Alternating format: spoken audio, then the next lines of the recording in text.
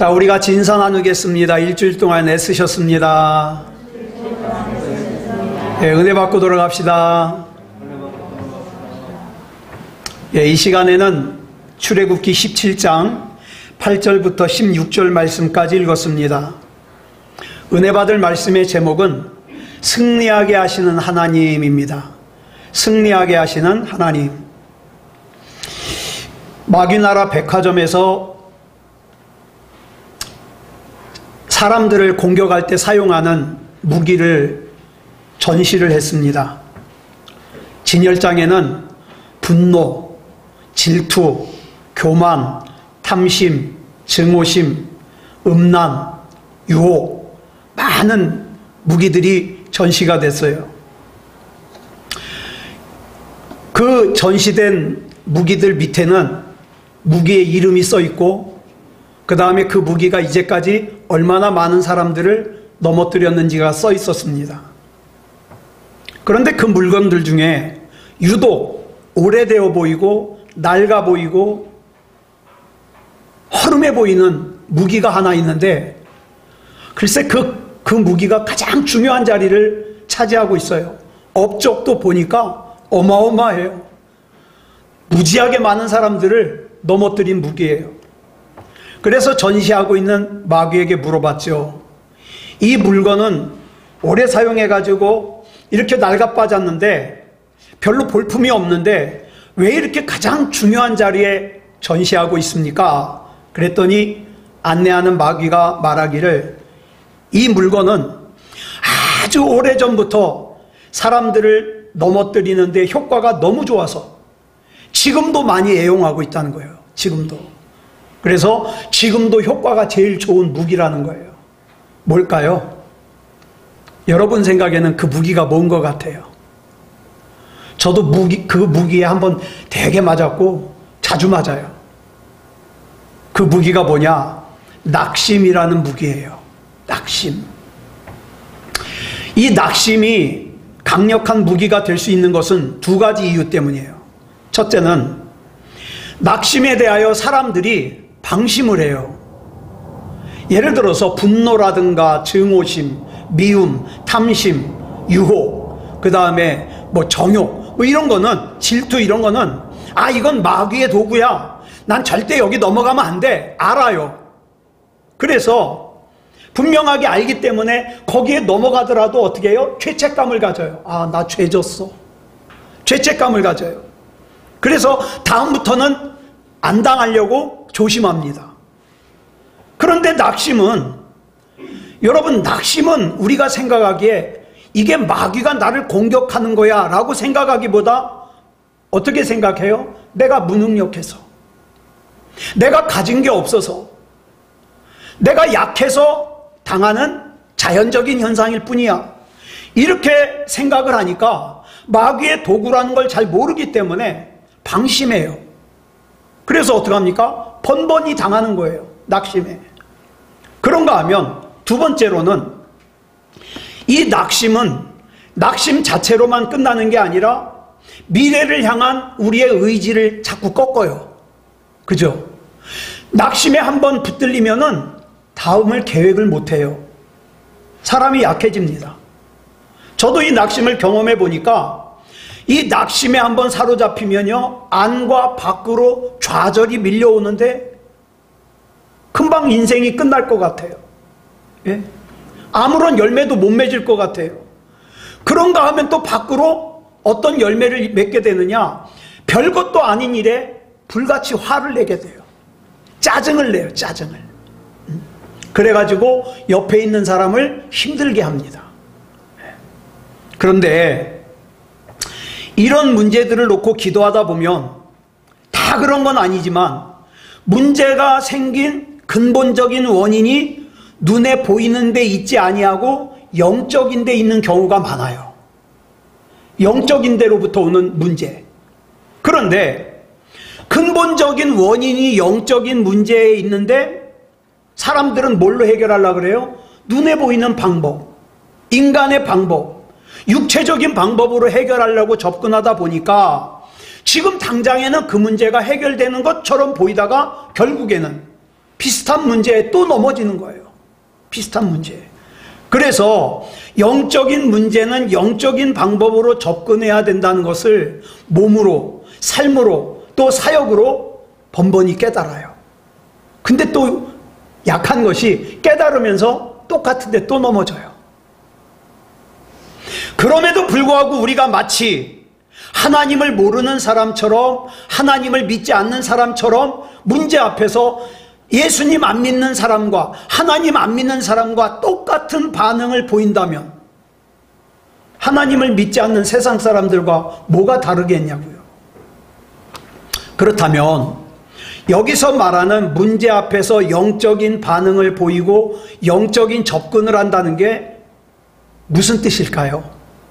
어떻게 해야 된다는 뜻일까요? 문제 자체와 씨름을 하는 게 아니라 문제의 해결자 되시는 하나님께 주파수를 맞추고 하나님께서 나에게 이 문제를 주신 이유가 뭐냐, 이 문제를 통해서 하나님께서 나에게 원하시는 뜻이 뭐냐는 거죠. 그걸 알아야 돼요. 그러므로 우리는 어려운 문제를 만났을 때 하나님을 믿지 않는 세상 사람들과 똑같이 내가 이렇게 어려운 건 누구 때문이야, 내가 이렇게 어려운 건 뭐 때문이야, 이렇게 원망하고 불평만 할 것이 아니라 도대체 이 문제를 통하여 하나님께서 나로 하여금 깨닫기를 원하시는 것이 무엇이냐, 이렇게 접근해야 된다 이 말이에요. 그런 과정에서 만약에 내가 육체적으로 어려움을 당하잖아요. 하나님께서 다 보상해 주십니다. 그리고 그 과정 가운데서 겪게 되는 어려운 일은 하나님께서 다 위로해 주셔요. 저는 창세기를 읽다가 이런 생각을 했어요. 여러분, 창세기 처음에 족장시대가 나오는데 이 족장시대의 순서가 어떻게 이어집니까? 아브라함의 하나님, 이삭의 하나님, 그 다음에 누구의 하나님? 야곱의 하나님으로 이어져요. 근데 여러분, 이 당시 족장시대는 장자가 승계를 하게 돼 있어요. 근데 장자가 누구예요? 이삭의 장자가 에서입니다. 그러면 원래대로라면 아브라함의 하나님, 이삭의 하나님, 에서의 하나님이 되어야 돼요. 그런데 에서 대신에 누구의 하나님이 됐어요? 동생인 야곱의 하나님이 되었어요. 그러면 우리는 이걸 당연하게 생각할 것이 아니라 왜 원래는 에서의 하나님인데 야곱의 하나님이 되었는지를 알아야 돼요. 그리고 거기서 한 걸음 더 나아가서 우리는 또 성경을 읽다가 많이 하는 착각이 뭐예요? 나는 야곱이야. 그죠? 나는 야곱이야. 자기를 야곱이라고만 생각해요. 그런데 한번 보세요. 나를 당연히 야곱이라고 생각하는데 에서의 입장에서 한번 보자고요. 자, 에서가 장자예요. 그래서 하나님께서 장자인 에서에게 주시고자 하셨던 은혜요, 축복이 있어요. 근데 그 은혜와 축복이 누구에게로 갔어요? 야곱에게로 갔어요. 그러면 왜 이 축복이, 이 은혜가 야곱에게로 갔는가? 이유를 알아야 되잖아요. 여러분, 가만히 보면 우리가 신앙생활을 오래 하다 보면 타성에 젖어요. 그래서 어떻습니까? 순수했던 신앙이 변질되기가 쉬워요. 그러다가 만나는 위험이 뭐냐? 마치 에서가 그랬던 것처럼 장자권을 우습게 여겨요. 하나님 앞에 복을 받을 수 있는 하나님께서 택하신 그 장자권을 우습게 여겨요. 그래서 어떡합니까? 그 하나님의 은혜와 축복을 가볍게 여기다가 잃어버리는 사람들이 많다 이 말이에요. 그러면 안 되잖아요. 자, 오늘 본문으로 돌아가서 오늘 본문인 출애굽기 17장을 보면 이스라엘이 출애굽을 합니다. 이 출애굽을 한 이스라엘 백성이 광야에서 처음으로 적을 만나요. 여러분, 이 싸움이 일어난 원인은 가나안으로 가고 있는 이스라엘 백성의 그 길을 갖다가 아말렉이 가로막은 거예요. 못 가! 옛날에 그런 애들 있잖아요. 지금은 그런 골목이 없는데 저 어릴 때는 골목이 많았어요. 동네마다. 그래서 지나가려면 그 동네에 골목대장이 탁 못 가! 그러면 어떻게 해요? 삥 돌아서 가야 되죠. 지금 아말렉이 이스라엘 백성에게 못 가 그러는 거예요. 못 가. 자, 이 아말렉이라는 문제는 이스라엘에게 있어서 단순한 어려움이 아니에요. 죽느냐 사느냐의 문제예요. 저와 여러분도 살다 보면 이 죽느냐 사느냐 하는 문제를 만날 때가 많아요. 지금까지 이스라엘 백성이 광야에서 겪었던 어려움은 그냥 육체적으로 어려웠던 거예요. 목말라서, 배고파서, 고기 먹고 싶어서 불편한 정도예요. 고통의 문제예요. 근데 이 아말렉이라는 문제는 죽음까지 생각하는 거예요. 아, 여기서 잘못하면 내가 죽겠다. 죽느냐 사느냐의 문제예요. 자, 신명기 25장 17절로 18절을 보면 모세가 이 광야 생활을 돌아보면서 아말렉에 대해서 설명하는 내용이 나와요. 아말렉에 대해서 뭐라고 설명하는가 볼까요? 시작. 너희는 애굽에서 나오는 길에 아말렉이 내게 행한 일을 기억하라. 곧 그들이 너를 길에서 만나 내가 피곤할 때에 내 뒤에 떨어진 약한 자들을 쳤고 하나님을 두려워하지 아니하였느니라. 여기서 모세는 아말렉의 특징을 두 가지로 설명합니다. 첫째, 이스라엘 백성이 광야를 지날 때 몸이 피곤해서 뒤로 처졌더니 이 아말렉이 뒤로 처진 사람들을 공격했어요. 그리고 또 하나는 아말렉이 그런 짓을 저지를 수 있었던 이유는 이들이 하나님을 두려워하지 않는 사람들이었기 때문이라는 거예요. 그러니까 출애굽을 한 이스라엘 백성이 광야에서 처음으로 누굴 만난 거예요? 하나님을 두려워하지 않는 적을 만난 거예요. 이제까지 만났던 광야의 민족들은 이스라엘 백성에게 하나님께서 행하셨던, 이스라엘 백성이 애굽에서 종살이할 때 하나님께서 10가지 재앙을 내리셨던 것을 이야기 소문으로 듣고 이스라엘이 두려워서가 아니라 이스라엘의 하나님이 두려워서 감히 이스라엘을 가로막지 못했어요. 그런데 처음으로 하나님을 두려워하지 않는 아말렉이라고 하는 적을 만난 거예요. 이 아말렉이라고 하는 적이 앞을 가로막은 거예요.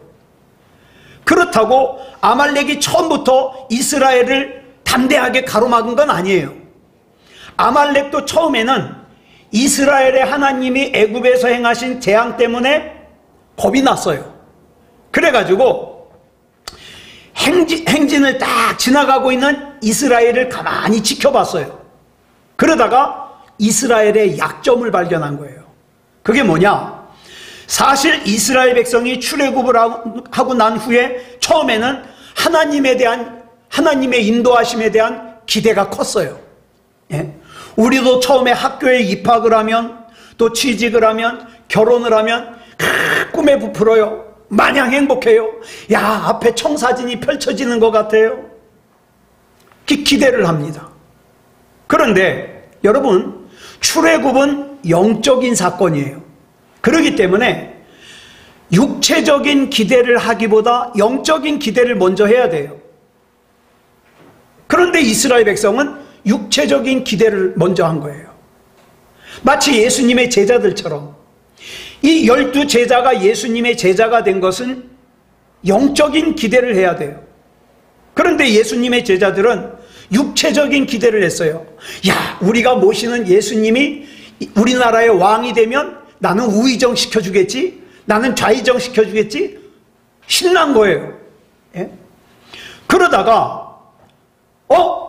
왕이 되면 내가 고위관직을 하나 얻을 줄 알았는데 그 믿었던 예수님이 십자가에 달려 죽었네? 그러니까 내가 육체적인 기대를 했던 것이 어떻게 해요? 기대한 대로 되질 않은 거예요. 그래가지고 로마 군병들에게 끌려가시는 예수님을 버리고 도망을 갔어요. 그리고 갈릴리로 돌아가서 어떻게 해요? 다시 물고기를 잡는 예전의 생활로 돌아간 거예요. 그런 제자들이 다시 영적인 제자, 성경이 원하는 제자, 예수님께서 원하는 제자가 되기는 어려워요. 어려운 일이에요. 예? 학교 다닐 때 성적이 떨어지는 건 쉬워요. 근데 떨어진 성적을 올리는 건 무지하게 어렵죠. 신앙도 그래요. 신앙도 곤두박질 치는 거는 쉬워요. 그런데 하나님과 더 가까이 있고 친밀해지고 신앙이 더 좋아지는 것은, 성장하는 것은 너무너무 어려워요. 자, 이 출애굽한 이스라엘 백성들의 기대도 비슷했어요. 야, 우리가 지금까지 애굽에서 430년 동안 종살이를 하느라고 고생 많았어. 그런데 이제 하나님의 인도하심으로 그 애굽에서 나왔으니까 이제 먹을 것 걱정 안 해도 될 거야. 왜? 하나님이 인도하시는데 뭐 입을 것 걱정 안 해도 될 거야. 전능하신 하나님이 인도하시는 길이니까 힘든 일 없을 거야.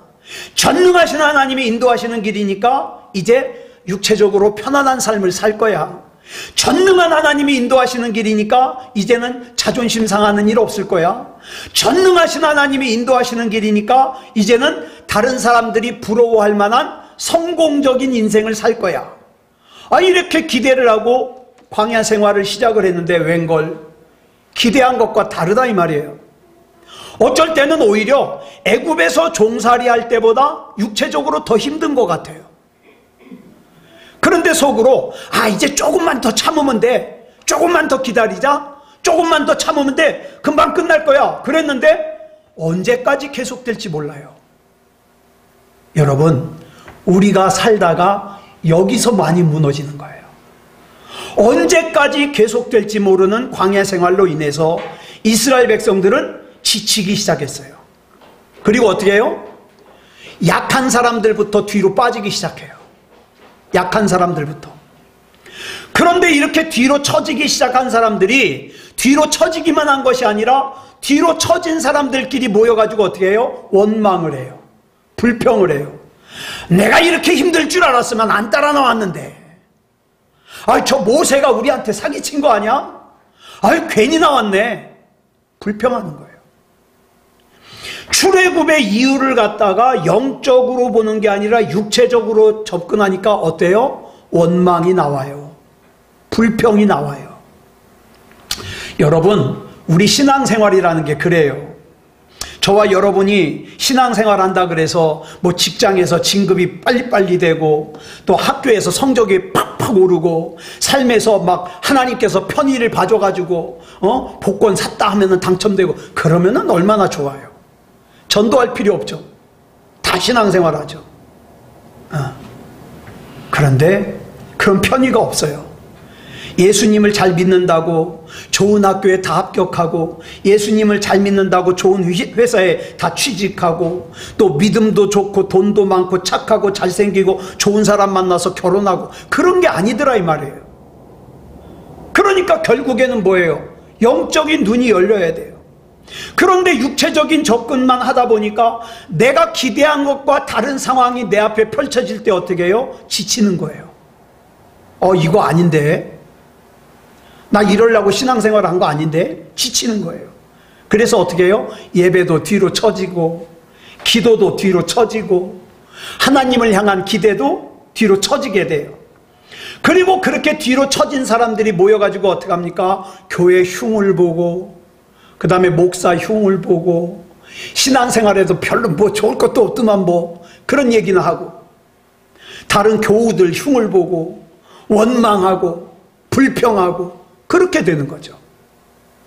어떻게 원망을 할까요? 출애굽기 14장 11절부터 12절에 그 원망이 나와요. 같이 읽겠습니다. 시작. 그들이 또 모세에게 이르되 애굽에 매장지가 없어서 당신이 우리를 이끌어내어 이 광야에서 죽게 하느냐? 어찌하여 당신이 우리를 애굽에서 이끌어내어 우리에게 이같이 하느냐? 우리가 애굽에서 당신에게 이른 말이 이것이 아니냐? 이르기를 우리를 내버려 두라. 우리가 애굽 사람을 섬길 것이라 하지 아니하더냐? 애굽 사람을 섬기는 것이 광야에서 죽는 것보다 낫겠노라. 이렇게 뒤로 쳐져서 원망과 불평을 하는 사람들을 아말렉이 발견을 했어요. 그래가지고 그들을 먼저 공격을 해봤어요. 원망하고 불평하는 사람들, 뒤로 처진 사람들을 먼저 공격해봤어요. 그랬더니 이스라엘을 건드리기만 하면 애굽에서 있었다는 재앙이 임할까봐 무서웠는데 들리는 소문과는 달리 그 뒤로 처진 이스라엘 백성을 건드려봤는데 아무 일도 안 일어나네? 그래가지고 어떻게 해요? 이제는 아예 앞에서 가로막는 거예요. 못 가. 니네 뒤에서 한번 건드려 봤더니 아무 일도 안 일어나네. 예수 믿는 것들과 아무것도 아니야. 못 가. 그리고 가로막는 거예요. 마귀는 옛날이나 지금이나 순간순간 우리를 지치게 해요. 그렇게 해서 어떻게 합니까? 뒤로 처지게 해요. 근데 기억하세요. 뒤로 처지면 마귀의 표적이 돼요. 마귀의 표적이. 예? 그러면서 그 이유를 누구 때문이라고 생각하게 하고 무엇 때문이라고 생각하게 합니다. 이스라엘 백성들은 모세에게 우리가 애굽에서 나오고 싶어서 나왔냐? 억지로 끌고 나오더니 왜 이렇게 힘들게 하냐고 원망하는 거예요. 그러면 여러분 한번 생각해 보세요. 가난한 사람이 돈 많이 벌면 힘 안 들까요? 제가 부자를 몇 사람 알아요. 부자를 몇 사람 아는데 그 사람들도 힘들대요. 보니까 부자도 가난한 사람도 힘들어요. 여러분, 직급이 낮은 사람만 힘들고 높은 사람은 안 힘들까요? 아니요, 높은 사람도 힘들대요. 왜 그러냐? 우리 인생 자체가 사는 게 힘들어요. 그러니까 힘들지 않은 인생을 찾으면 바보예요. 다 힘들어요. 병원에서 환자만 힘들어요? 의사는 안 힘들어요? 가끔 뉴스 보면 의사가 과로사로 쓰러지더라고요.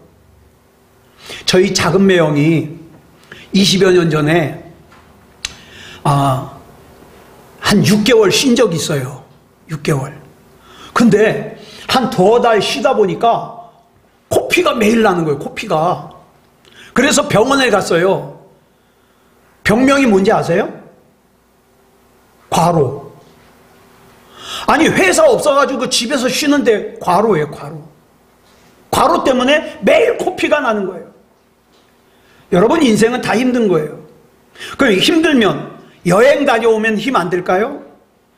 저는 제 소원이 제주도에서 한 달 살다 오는 건데 갈 수 있으려나 모르겠지만 여러분, 제주도에서 한 달 살고 오면은 안 힘들까요?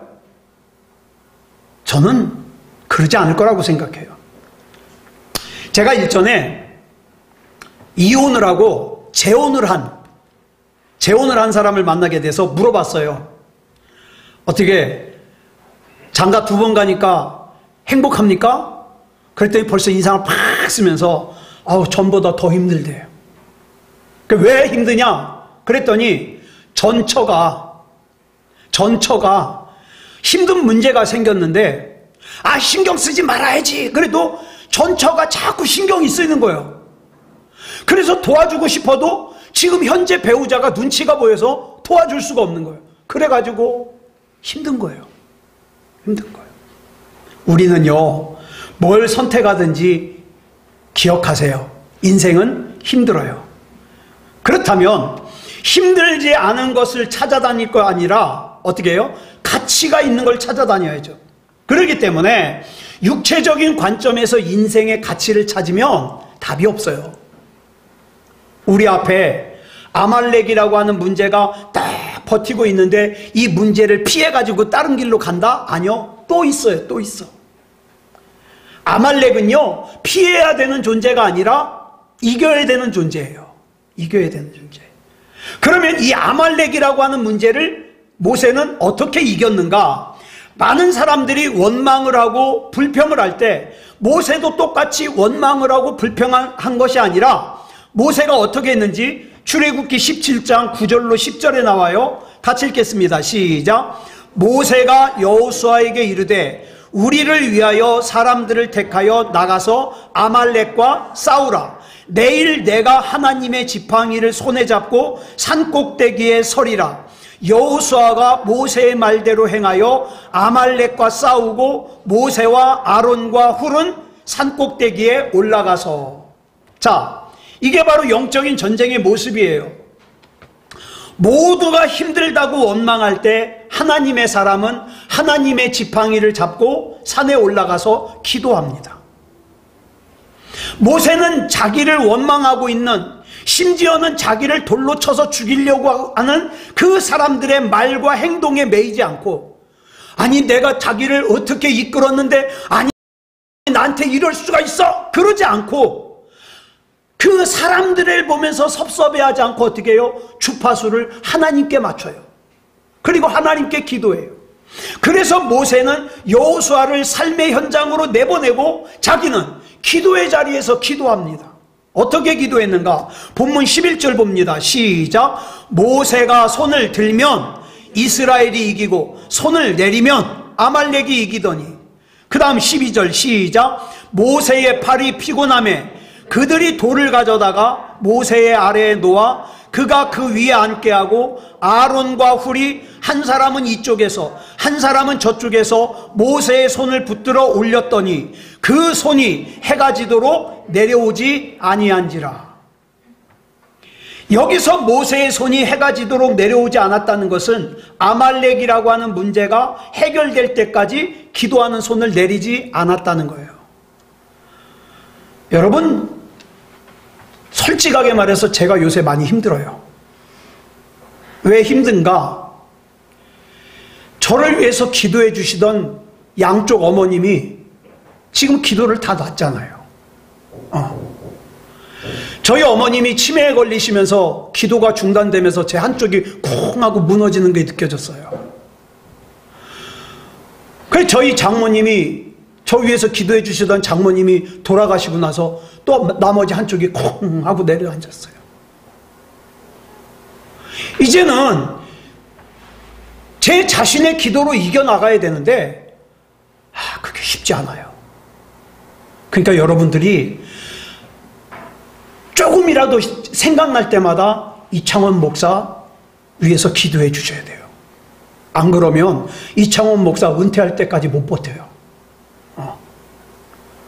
그래서 여러분, 저희 어머님들이 저를 위해서 기도해 주셨던 것 이제 여러분들이 해 주셔야 돼요. 여러분들이. 예. 여러분 한번 보세요. 여기서 눈에 보이는 것은 여호수아가 칼날로 아말렉과 그 백성을 쳐서 무찌르는 거예요. 막 전쟁터에서 여호수아가 막 싸우는 거예요. 눈에 보이는 것은. 그런데 진짜 승패의 원인은 어디 있습니까? 산꼭대기에서 기도하는 모세에게 있어요. 저는 이런 승리의 경험이 저와 여러분에게 계속 반복해서 있어지기를 축복합니다. 가만히 보면 모세는 처음부터 이 전쟁의 승패가 기도에 달려있음을 알고 어떻게 했어요? 산에 올라갔어요. 그런데 아론과 훌은 어떻게 했어요? 그거 알고 올라간 게 아니라 모세가 올라가니까 그냥 쫓아 올라간 거예요. 그런데 가만히 보니까 모세가 산 꼭대기에서 기도하는 것과 산 아래에서 여호수아가 싸우는 것과 연관성이 있는 거예요. 모세가 기도하는 손을 들면 아래에서 싸우는 여호수아가 이기네? 팔 아파가지고 손을 내리니까 여호수아가 밀리네? 그런데 모세가 나이가 많잖아요. 80이니까. 팔에 힘이 없어가지고 부들부들 떨다가 내리니까 어떡합니까? 아론과 훌이 돌멩이 넓적한 거 갖다가 몇 개 겹쳐서 모세를 거기다가 앉히고 그 자기네들은 한쪽에 서가지고 어떻게 해요? 모세의 양팔을 탁 들어 올려요. 그러니까 성경에 뭐라 그래요? 해가 질 때까지 그 손이 내려오지 않았다. 이건 뭐예요? 전쟁 끝날 때까지 손이 내려오지 않았다는 뜻이에요. 가만히 보니까 이 아론과 훌이 그 기도와 싸움의 연관성을 깨달은 거예요. 거기서. 자, 이걸 깨닫는 걸 뭐라 그래요? 영적인 성장이라 그래요. 여러분, 영적으로 자꾸 성장해야 됩니다. 하나님의 원리가 내 삶 가운데서 이루어지는 것을 자꾸 경험하면서 영적인 성장이 이루어져야 돼요. 어떤 사람은 이거 아무것도 모르고 평생 살다가 그냥 가요. 얼마나 억울해. 그런데 이 사실을 깨달은 사람들은 다윗이 사무엘상 17장 47절에서 했던 이 말이 무슨 말인지를 이해를 해요. 같이 읽어볼까요? 시작. 여호와의 구원하심이 칼과 창에 있지 아니함을 이 무리에게 알게 하리라. 전쟁은 여호와께 속한 것인즉 그가 너희를 우리 손에 넘기시리라. 예. 다윗은 뭘 알았어요? 이 전쟁은 칼과 창에 달려있는 게 아니라 여호와 하나님께 달려있다. 이걸 아는 거예요. 얼마나 대단해요. 17살짜리 애가. 예? 70, 80대도 모르는 걸 갖다가 17살짜리 다윗이 알았다니까요. 그래서 어떻게 해요? 골리앗과 싸우러 나간 거 아니에요. 여러분, 세상에서의 승리는 내 실력과 내 방법에 달려있는 거 아니에요. 저와 여러분의 인생 모든 것이 하나님께 속해 있기 때문에 하나님의 통치하심에 나를 맡기는 것이 중요해요. 지금 현재 힘든 일을 만난 여러분들께 이 말씀을 드립니다. 여러분들이 지금 힘든 것은 여러분들이 하는 일이 힘들어서 힘든 게 아니에요. 예?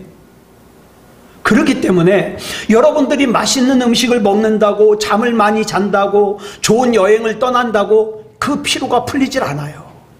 해결이 되질 않아요. 우리 그리스도인들은요, 영혼이 고단하면 다 피곤해요.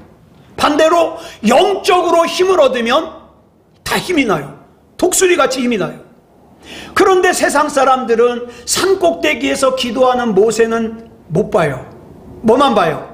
그저 산 아래에서 싸우는 여호수아를 봐요. 만약에 방송국에서 취재를 나오면 누구 인터뷰를 할까요? 산에서 기도하는 모세를 인터뷰하겠어요? 여호수아를 인터뷰하겠어요? 싸운 여호수아 인터뷰하겠죠. 사람들은 전쟁할 때 군인을 먼저 생각하고 무기를 먼저 생각하고 전략을 먼저 생각해요. 하지만 하나님은 뭐부터 보십니까? 기도하는 손부터 보십니다. 기도하는 손.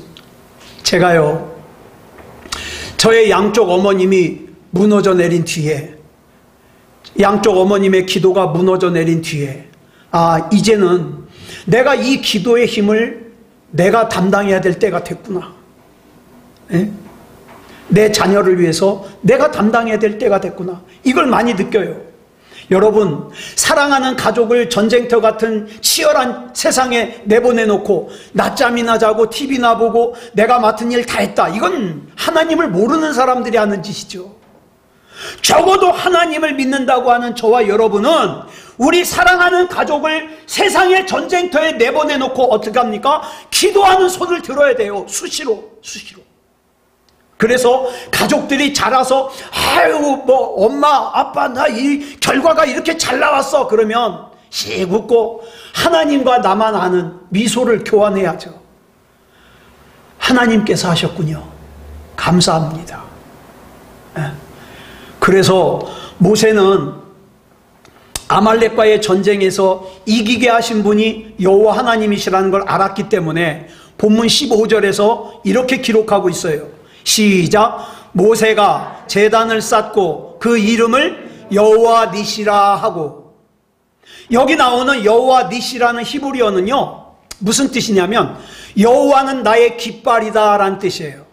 그래서 승리의 하나님, 소망의 하나님, 이런 뜻이에요.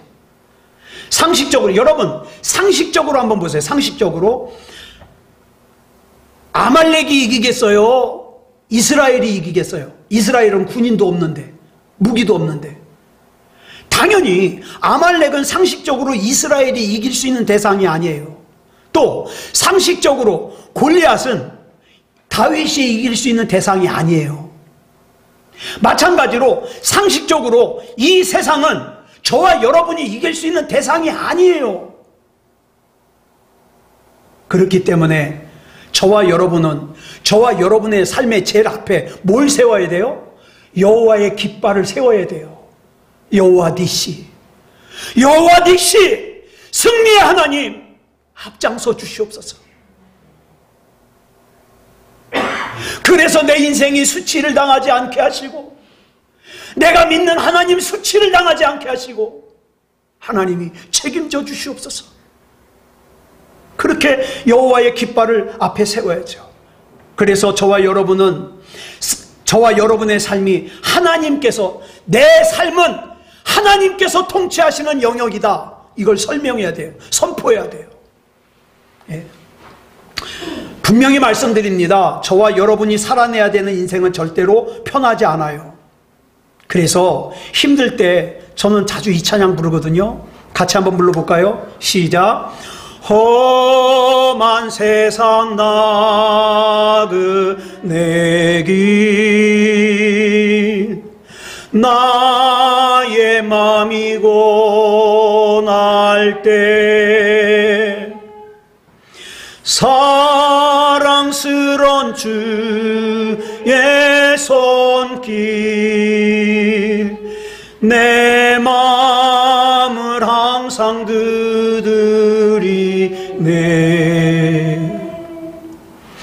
오 주님, 나의 주님, 내 마음에 기쁨 넘치네. 나의 기쁨, 나의 생명,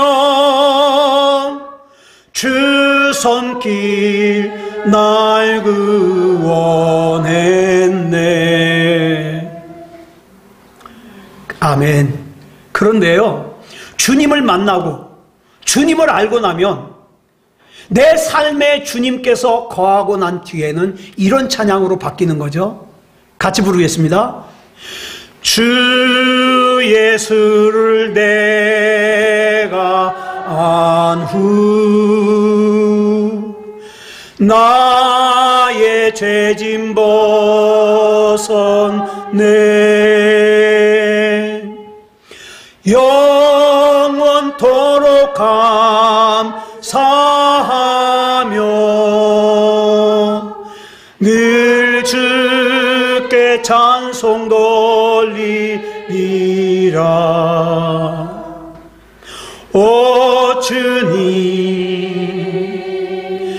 나의 주님, 내 마음에 기쁨 넘치네. 나의 기쁨, 나의 생명, 주 손길 날 구원했네. 아멘. 우리 하나님께서는 지금도 저와 여러분의 깃발이 되어주시기 원하십니다. 그렇다면 하나님께서 이스라엘에게 이 아말렉이라고 하는 어려움을 허락하신 이유가 뭘까요? 저와 여러분이 힘들다고 생각하는 그 문제를 허락하신 이유가 뭘까요? 여기 아주 중요한 이유가 있습니다. 430년 동안 애굽에서 종살이를 하면서 이스라엘 백성의 뼛속 깊이 뭐가 파고들었냐? 노예 근성. 그 다음에 패배감. 나는 안 돼. 내 한계는 여기까지야. 이게 파고들었어요. 그래서 이스라엘만의 생각으로는, 상식적으로는 절대로 아말렉을 못 이겨요. 그런데 하나님께서는 이스라엘 백성에게 하나님의 능력 안에서 너희 이스라엘이 아말렉을 이길 수 있다, 이걸 깨닫게 하시려고 아말렉을 그 앞에 가로막게 하신 거예요. 저와 여러분도 이렇게 기도하셨으면 좋겠어요. 하나님, 나도 내게 능력 주시는 하나님 안에서 모든 것을 알 수 있음을, 모든 것을 할 수 있음을 알게 하시고 또 확신하게 해 주시옵소서. 이제는 내 마음이 변하게 하시고 내 표정이 변하게 하시고 내 생각이 변하게 하시고 내 말이 변하게 해 주시옵소서. 이렇게 살았으면 좋겠습니다. 저와 여러분의 삶은 하나님의 통치를 받는 하나님의 영역입니다. 이걸 믿고 예수 그리스도 이름으로 기도의 손을 높이 들고 저와 여러분 앞에 있는 악한 마귀의 관계가 깔아놓은 모든 것을 쳐서 이기는, 승리하는 삶을 사시기를 그리스도 예수님의 이름으로 축복합니다. 기도하겠습니다. 사랑의 아버지 하나님, 감사합니다. 이 시간 우리 하나님께서 붙잡아 주셔서 아말렉이라고 하는 문제를 만나게 하신 하나님의 뜻 살폈습니다. 내 인생은 하나님의 영역임을 선포합니다. 나는 하나님의 것임을 선포합니다. 하나님의 것인 나는 하나님께서 책임지심을 믿습니다. 사랑의 아버지 하나님, 세상의 어려움 속에서 지치거나 포기하지 말게 하시고 기도하는 손을 들게 하시고 생각이 변하게 하시고 마음이 변하게 하시고 입술의 선포가 변하게 하여 주시옵소서. 우리 하나님께서 책임져 주시옵소서. 간증이 넘치는 삶이 되게 해 주시옵소서. 우리 주님께서 붙잡아 주실 줄 믿사오며 그리스도 예수님의 이름으로 감사하며 기도드려 싸움나이다. 아멘.